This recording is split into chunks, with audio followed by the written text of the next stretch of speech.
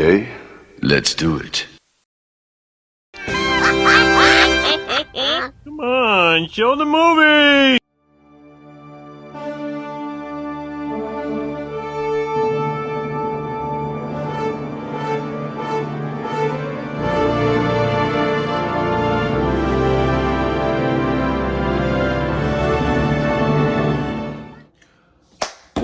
What up? It's your boy Tokyo George, aka Tokyo, one half of your duo. I have Surge. And we're the Cinna Maniacs. As you can see, we are appropriately colored for today's review on the movie Sinners. 2025, starring Michael B. Jordan, introducing Miles Cotton.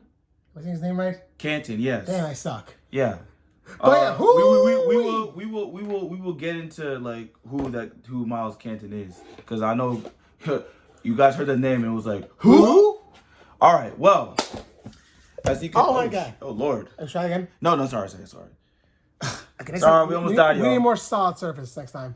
We almost died, y'all. Okay, here we go. Looking We're all good. We're good. Somewhere or another. Sorry, Navi. All right. Anyway, as you can already tell, as Surge's scream, he was about to do a scream before we almost, clocked out of this earth.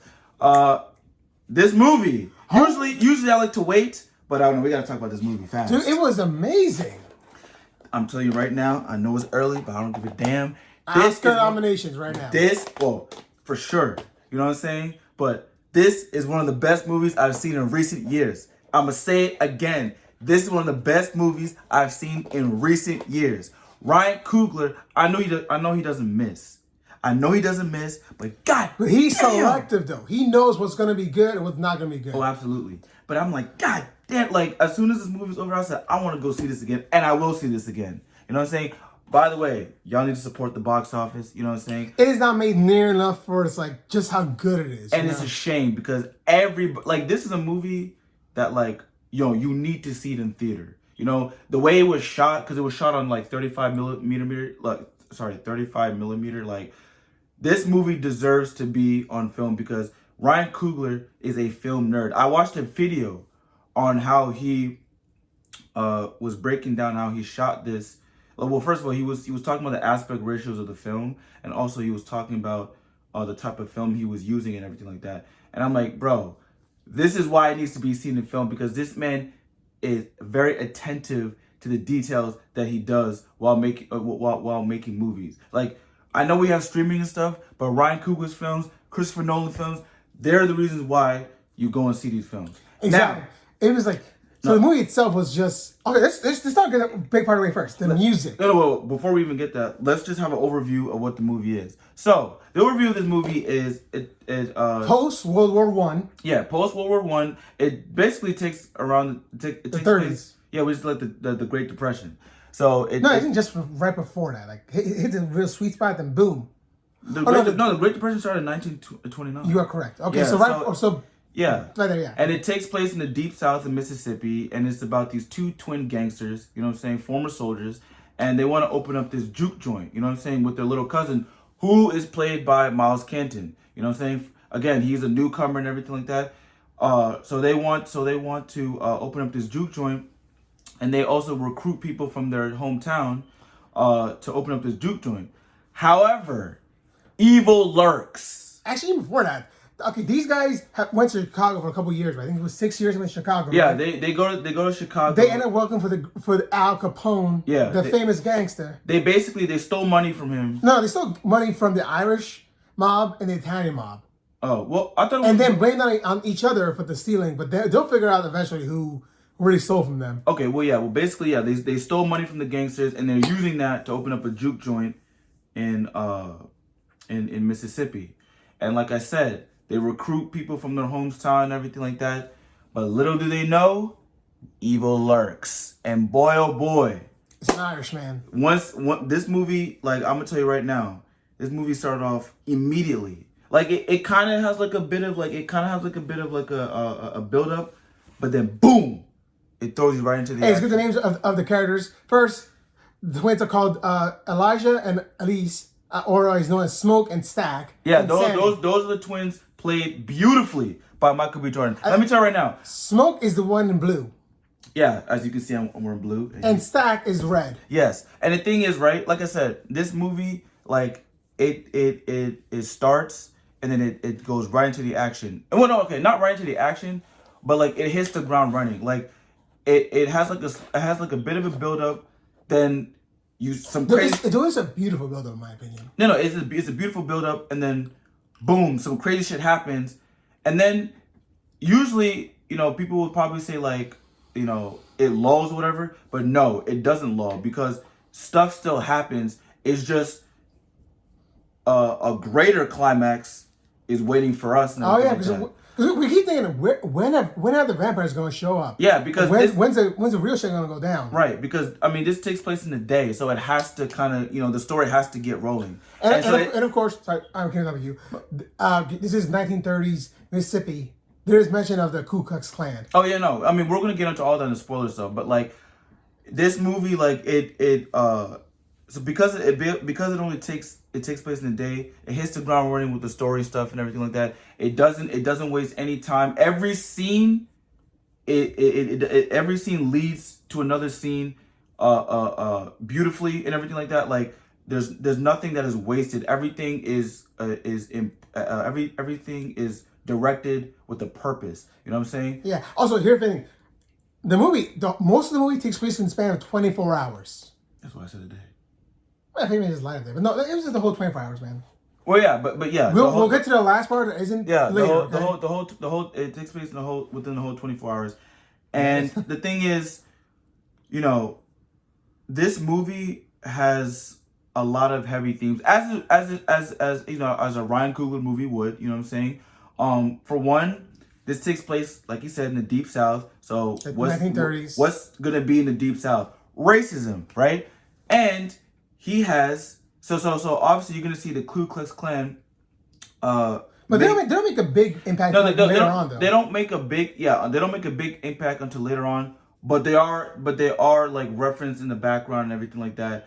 And when I get into spoiler territory, there's actually something that happens with some people that are Klan members and stuff. Mm-hmm. But yes, and this movie has, for it being like, taking place back in the day and everything like that, it also doesn't forget to include the classic tropes of vampires. You know what I'm saying? Because since it's set back in the day, we're dealing with vampires like old school vampires. We got follow old school rules. Yeah, exactly, old school rule. We're not dealing with vampires that shine when it's goddamn sunny out and everything like that, and drink animal blood. If you know, you know. Mm-hmm. But yeah, we deal with old school. Hey, you gotta invite me in. You know what I'm saying? Stake to the heart. Regular bullets don't kill it. You know what I'm saying? They get wound and maim. Yeah, but like I'm saying, regular bullets don't kill the vampire. Yeah. But like, yeah. So and again, for those who saw the trailers and stuff, like, yeah, they make it obvious, because the first one they didn't tell you that it was vampires, but in the second trailer they let you know these are vampires. Oh yeah, so, but yeah. So that's not a spoiler. That's not a spoiler. Even before the vampires become an issue, it's just a good movie. He's just building up, everything coming together. Yeah, that's what I'm saying. Like, no, he's absolutely right. And I remember Serge kept saying that, like, if you like, the vampire stuff is important, like, but there is a good section where that's why I said every scene is directed with a purpose. Like, it felt like a different movie before the vampire stuff. You know what I'm saying? To me, it felt like, okay, like these two brothers are just trying to basically give back to the town and everything like that, trying to make their community back. Yeah, their community. Oh, of course. Or make the community better. Make them prosperous. Yeah. And of course, make some money for themselves, which is also important. Yeah. So these guys, they're shady. They're not like perfect people and everything like that. Oh, they're like still legends in their hometown. Right, but yeah, they are respected and feared. But they want to, again, like Serge said, give back to the town. Oh, we forgot to mention this though. Michael B. Jordan plays both twins. Wait, we said that. We did. I said he played beautifully by Michael B. Jordan. Yeah, you didn't say both of them were played. I did. I said both. Serge is just to be clear. He's getting old, so he plays both. He plays both characters. Okay, well, very nicely, in my opinion. They both have nice grills. Yes, but like I said, he both Michael B. Jordan, the twins, right? They use that money, even though it's blood money, they use it to give it back to the town and everything like that. And for the first like half of it, it's like, okay, you're rooting for these guys to have their dream come true. You know what I'm saying? They recruit their cousin, who is a musician, who he's a church boy, so you know what that means. It's our preacher boy, my bad. Yeah, so his dad is like, put that blues music away. It's the devil's music. It's the devil's music, But obviously he does, he likes to hang with his older cousin. You know how it be. You want to hang with your older cousin and stuff like that. And then, again, the actor plays him. He actually is an R&B. Oh yeah, his voice is beautiful. Dude, you hear him, it is just amazing. He's an R&B singer, but if he wanted to make actually, to be honest, R&B comes from blues. So, there we go. But if he wanted to make like a real blues track, he has the voice for it. It was soulful. This actually plays in the movie too, because there in the movie there are legends that there are people in the world who have this power of music. Yes, and it brings people together from different eras of history. Music is the biggest backdrop, but of it also movie. You know what I'm saying? Attracts evil. Yes, and movie. Wow, you really did it with the dramatic voice, did you? But like, yeah, it this movie, the backdrop is music, and basically, music is an expression of freedom, and the church, and. We're not trying to offend any, I'm a religious guy too, but I'm just saying for what the movie is trying to portray is that the church was trying to restrict that freedom. Like it was just like, okay, you can only sing these type of songs. When it was just like, no, music should be, music is transcendent. It's not just limited to one category. Like it transcends everything. And that's what him wanting to play the Miles Canton, Sammy, by the way, we should probably say the character's name, Sammy, that's what him playing blues music represents. You know what I'm saying? Like just how transcendent the music was. And because he was so talented at music, at playing the blues music, he was able to tap into the past and the future. And there's a scene. Oh wait, I want that scene to go a little later. As soon as we get there's a very that's my favorite scene of the whole movie. Yeah, there's a very important scene that literally just illustrates what I'm trying to say. It was just beautiful. But okay, before we get there, no, I just want to say one thing. Okay. But like the music again, the blues music is was representative again, the freedom, because I'm about to get a little history on you. Blues music was actually slave music. It's slave music, and the blues music was, basically them singing about their pain. Singing about the ills that they were going through and everything like that. So and music was the only way to express that. You know what I'm saying? Because of the restriction that they were leaving. So music was a way of showing that restriction, expressing the restriction that they were living. And basically, the church was a metaphor for the restriction that that Sammy was living by, and blues was to really express how he truly felt about things. Let's not forget, 1930s Jim Crow laws were active there. So they were active. Exactly. How he truly felt about things. Like it wasn't just reading scriptures and everything like that. Like it was things that really came from the heart. Things that were the injustices that were going on and everything like that. Like he would sing that in his music. And also, I'll probably get that in a little bit spoiler, but there's a little story with the guitar too. But what were you gonna say, Serge? I want to say this. I want to talk about this twins first of all. Stack and Spill. They both have interesting backstories. First Stack, he had a thing with this girl named Mary, who played by Haley Steinfeld. If you know her from True Grit, and Kate Bishop from Hawkeye. You know what I'm saying? She was definitely a stunner, a great actress. You know what's crazy? Because I've always seen her. Also, sorry, go ahead. Even though like she's older than us, or she's actually your age, but like she's older than me. You mean our age? We're 28. Yeah, but she's like older 96 though. I think her birthday is like somewhere like older, like But anyway, I've always looked at her as a kid, but in this one, she looked amazing. Speaking of, okay, is this so? Mary, Stack, Smoke, all those guys, they talk heavy game about sexual pleasure. Bro, this movie's rated R. It holds no bars. Oh no! This is first of all, this is a deep South. We hear more than we see. If that makes sense. You know, this is the deep South. And you know how freaky the South gets. Mm-hmm. You know how freaky the South gets. And I thought that because I was like, how is Michael B. Jordan going to do with a Southern accent? And to show you just how great his performance is in this movie, like him playing twins, he makes some completely different characters. Oh yeah, definitely. Like you feel as if like, oh, like this is a completely different entity. You know what I'm saying? And even the way he's playing, he's having a Southern accent, but there's like little cadences in both of them. You know what I'm saying? Like one has more of a drawl than another one and everything like that. Like, bro, he was phenomenal. You know what I'm saying? He was phenomenal. Delroy Lindo as who was the funny old black man? Slim.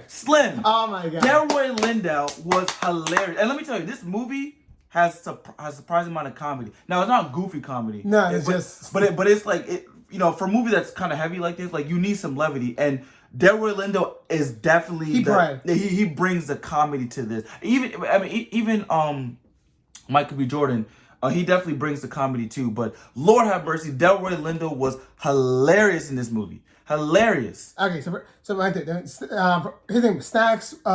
His former girlfriend, she's like 1/4 black, so she can pass as white, but it's like an open secret know that she is part black, so that's why she's more welcome in the community than anyone else. Yeah, and you know, and Stack kind of just left her and never came back. back. Wait, hold up. Are we gonna get into spoiler towards right now? Should we, or just keep talking about it? No, I think we should get into spoiler towards it now. Okay, is there anything else you want to talk about now? We'll just finish that point. Like, so basically, yeah. So Haley Steinfeld's character, because I know we saw in the trailer and it was like, damn, they gave it away. She's a vampire, but that's just like the surface level. Her character is actually a lot more layered than that. Like, it turns out that she actually is, like Sir says, she's actually like 25% black. And again, this is very accurate to the times where you did have white people that actually did have some black ancestry. I mean, so now, honestly, some are more embracing than others. No, but what I'm saying is, but they would pass for white because of their fair skin, but of their, but if you look into their history, they actually have some black in them.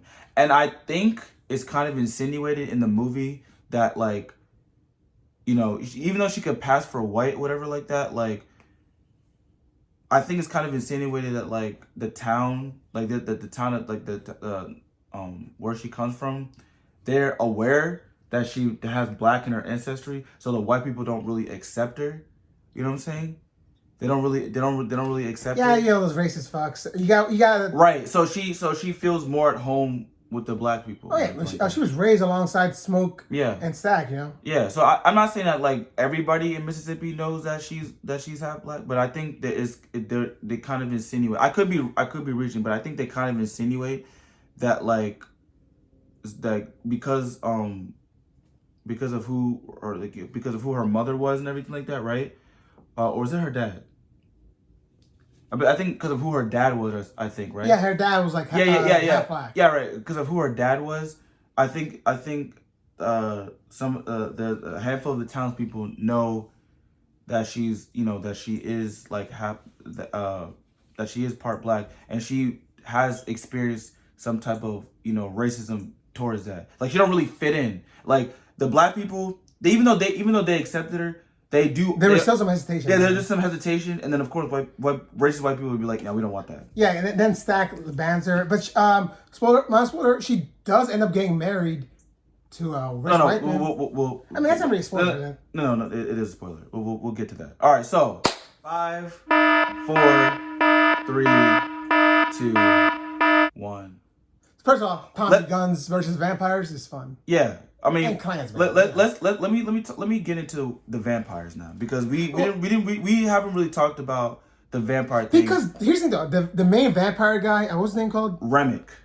Really, that's his name? Yeah, Remick. He's Irish immigrant and vampire, right? He didn't come to like almost halfway through the movie. And boy, did he make an impression. Whoa, did he hunted make by it? Indians on Oh, horses. them Indians did not play. I'm sorry, Native Americans. Sorry, our bad. Oh yeah, I'm sorry. Yeah, I'm sorry. Yeah, I'm sorry. They were called Indians. Yeah, in the Native movie, Americans. but My bad. Native Yeah. Americans is Yeah, what right. they My were. bad. I'm sorry.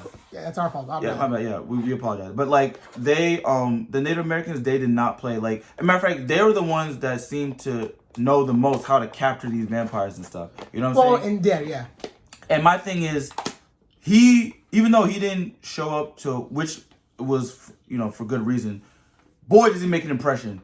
And this vampire is very interesting because when you watch it, you think that he's going to be some type of like Klansman vampire. Yeah. But he's not. Yeah, my theory was he was going to only turn the white people into vampires and he killed the black people. Yeah, because my thing is he was very cult-like in the way he recruited or basically bit people to join his vampire. Yeah, he doesn't kill anyone. They all turn to vampires eventually. Yeah, because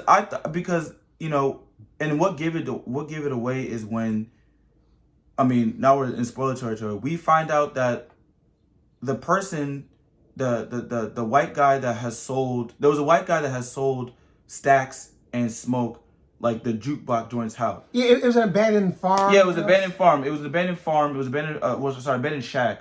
No, it's a big shack though. Like, it's the size of a farm. Yeah, it was the size of a farm, and they were going to turn it into a jukebox joint, which they did. But it turns out that the guy that gave it to them, well, you find out early that he's a Klan member. You know what I'm saying? But through the vampire, we find out that shit was a trap. That he was going to use that to kill all the black people in there.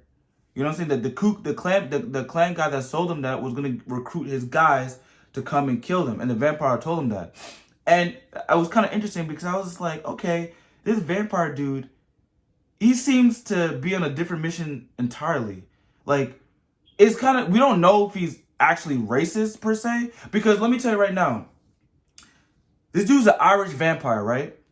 And if you don't know about the Irish back in the day, the Irish immigrants that came to America were also very persecuted. Yeah. No, don't get it twisted. There were also Irish people that everyone were hates everyone back then. Yeah, they were also like they were also racist to black people as well. But they were persecuted by other whites. So there could when Remick when he stumbles upon and you mentioned it earlier, but I didn't want you to just reveal it too much.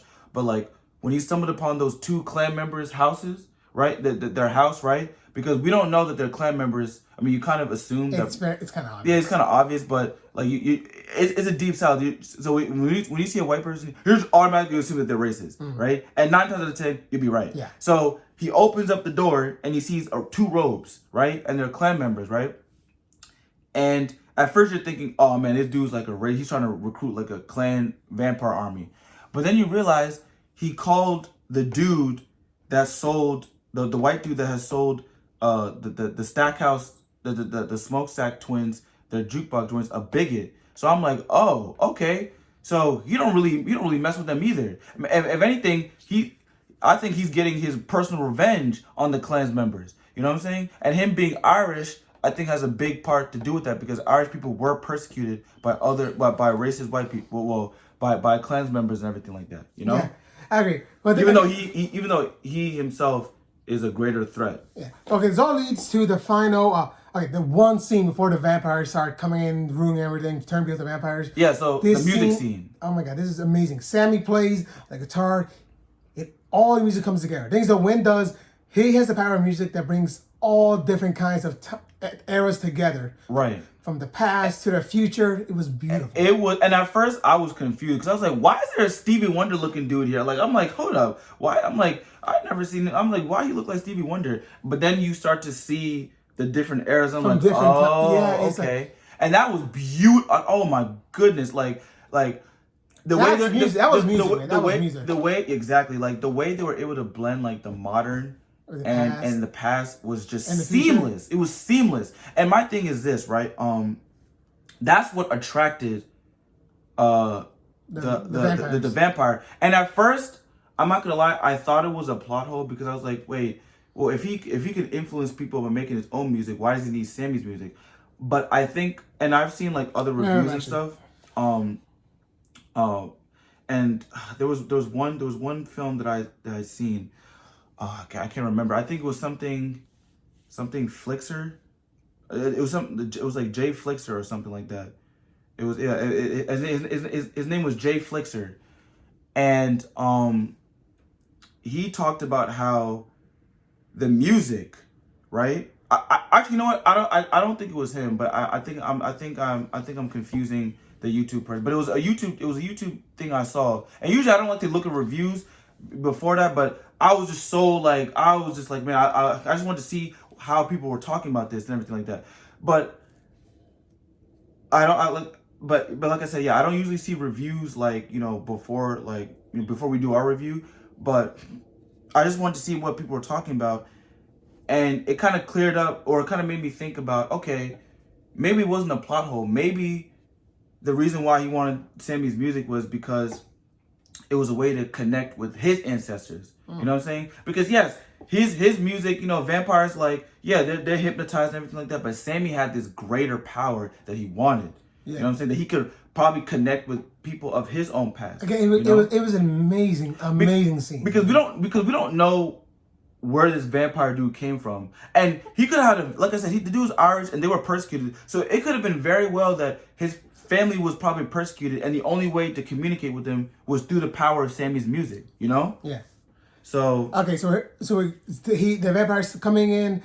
First person they bite is, what Mary was, right? Say it again. First person they bite, it was Stack. No, it was Mary. They bit Mary first. Oh yeah, but they bit Mary, yeah. So I mean, no spoiler, you saw in the trailer, so they bit Mary. But Mary was their way to get in. And I'm gonna tell you right now, that's when the horror stuff really starts to come in. Once Mary, because it is you just know that once she gets turned, it's just downhill from there. Yeah. And it's basically kind of like a cat and mouse. Like the characters, the cast of characters, right? Oh my God, we got to mention Grace and Bo. Yeah, so I'm gonna get to that. So you got the Stackhouse twins.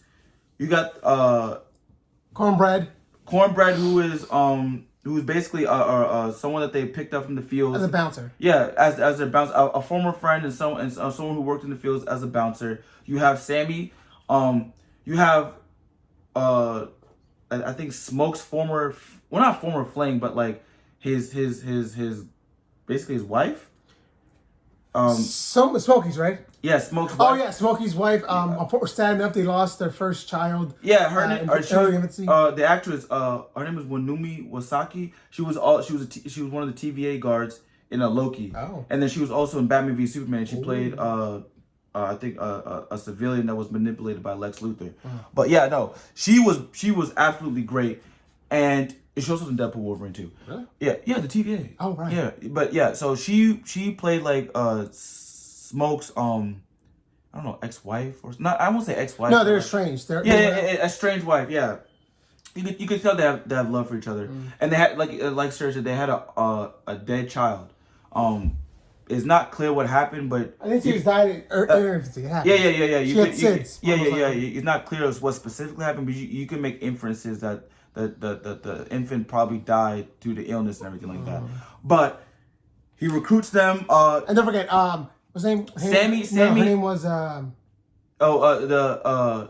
Smokey's wife. Yeah. So there's this Asian couple. No. Smokey's wife, estranged wife. Her name was. You can look it up. Hey, real quick, but she's also a bit of a witch doctor too. Yeah, that comes in handy as well when she explains to them like that they're dealing with vampires. Also, they recruit these Asian couple, and I go lie, I've never heard of Southern Asian in my life. I mean, it makes sense. They did start migrating back in the 20s. No, but usually whenever I see like Asians back in period films, they always have their accent. But this one, they spoke an accent with a Southern accent, so it wasn't bad. It was just but it was like a thick Southern accent. I'm like, I never heard Asians like back in the day like speak like that. Like, and I'm talking about when they came to America. Like, I ain't talking about like Asians back in the day in their own hometown. Obviously, they're gonna speak in their own native tongue, but like them coming here, you know what I'm saying? They spoke with a Southern accent. I don't know if they were immigrants and they adjusted or they were descendants, whatever. But they had a Southern accent, and boy, oh boy, I was like, holy crap! I had no idea that they could speak like that. But so he recruits them, and then also Sammy well, he doesn't recruit her. They don't really recruit her. She's like a she Perlins. yeah, that's it's Sammy's muse. You know what I'm saying? A girl that was married. You know what I'm saying? But not happily. Yeah, not happily. Yeah, he was definitely keen to pick up on that. But she wasn't recruited, but she ends up like Just coming to visit. Yeah, coming to visit the juke box joint and everything like that. And again, when shit hits the fan, it's like a cat and mouse. It's like the vampires want to get in and tear up shit, and they're basically saying, and the people inside, you know, after damn near everybody is like turned into vampires, and you just have like the principal cast that I just named. They're literally trying to fight for their lives for survival. And unfortunately, they're hitting on one at a time, you know. Yeah. So what was the left really? Well, the Asian woman, she went crazy. Yeah, she went insane. Which is understandable, you know, because the vampire Remick, he basically threatened her daughter, and also her husband got turned. So, but she basically falls for. She invited them all in, saying, "Let's get inside there," and she stabs her husband to death. Yeah, like she basically falls for the manipulation, and then that's when the vampires come in, because before they were basically trying to survive, you know, and just be like, okay, we just have to wait till the sun comes up and everything like that. And there's this great scene where they're trying to find out like if anybody in that shack is a vampire. And they started having garlic, and I swear to God, there were Lindo's characters, Slim. You thought for a second like he might turn or whatever, but you realized, man, this dude is just over dramatic with everything like that. But he had too much thing with too much Irish beer. Too much to drink. He was by far my favorite. Well, but there was a lot of Michael B. Jordan as the twins, but he was my favorite character. And then Remick the vampire. Those guys were great. And then also Sammy was amazing too. But it was like a cat and mouse thing. And then again, the Asian woman, she basically just succumbs to her thing. Although she went out like a boss though. Set on fire, killing her husband. She killed her husband and she set on fire. And I'm like, damn. You don't know what happened to their daughter though. You know what I'm saying? She went out like a G. But yeah. And then it basically ends with Sammy, you know, being the only one left. No, I mean, it's Sammy and Smokey. Yeah. Well, Smoke. Yeah. Because in the beginning of the film, it's kind of led you to believe that only Sammy survived, but Smokey, I keep on saying Smokey. It's Smoke. It's Smoke. Like Smokey Robinson. But yeah, Smoke and Sammy survive. Smoke tells they killed all the vampires. Yeah. Most of them. Yeah, all the vampires are dead. Last. Smoke tells Sammy to go on, while he has some unfinished business, which is killing all them clan members that try to set them up in the first place, you know? And they're dealing with a gangster, former World War I veteran. Oh, and my boy gets active. And it was so satisfying. Oh my God, it was satisfying. My favorite part was Lear was begging for his life. Right. I mean, it's always good to see a racist beg for their life, you know what I'm saying? But really, it was implied heavily that they done these couple times already. Yeah, but my whole thing is that, like, you know, Sammy, he goes back to the church. And you would think that maybe he, like, after what he's seen, he just retreats back to the church. But no. He ends up pursuing what he wants to do. You know and last part. Wait. Okay. And he ends up pursuing what he wants to do. And again, the theme of music and the you know, and how it's an expression of freedom. He finally breaks away from the church and does what he wants to do, you know, which is the blues music. And the blues, again, was the only way to express any type of pain and what they were going through because of the restrictions that they were doing. And like, again, the church was that restriction, and the blues was the expression of freedom, you know what I'm saying? You know, of him singing about his pain, but also him also signifying like, hey, I'm moving in a new direction. Even early in the film, the twins even say, hey man, like, we don't even want you to, like, come here. You know what I'm saying? You can go back to the church, you know, because... Sing the church music. Yeah, sing. Stay pure. Stay untainted. Stay pure, stay untainted, because we don't want this life for you and everything like that, you know. But the thing is, he's, you know, this is really low-key a coming-of-age story for Sammy, where it's like, no, I'm my own man. You know what I'm saying? I make my own decisions. You know what I'm saying? Like, and this only makes his music that much more powerful, because towards the end, you see that he's an old man.